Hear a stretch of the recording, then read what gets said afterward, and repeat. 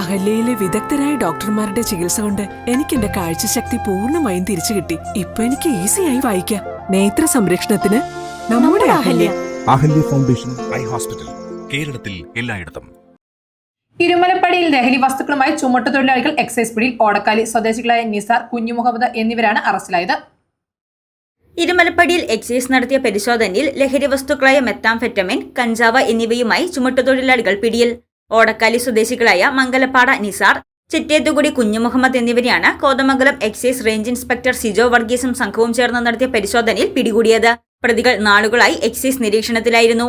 ഇവരുമായി ലഹരി ഇടപാടുകൾ നടത്തിയവരെക്കുറിച്ചും അന്വേഷണം നടത്തുമെന്ന് എക്സൈസ് അധികൃതർ അറിയിച്ചു. News desk Muvattupuzha news. Baselius Paulose second college Perumadam ഉന്നത വിദ്യാഭ്യാസ രംഗത്ത് മികച്ച ഗുണനിലവാരം പുലർത്തി Malankara Jacobite Syrian Christian education ട്രസ്റ്റിന്റെ കീഴിൽ പ്രവർത്തിക്കുന്ന വിദ്യാഭ്യാസ സ്ഥാപനം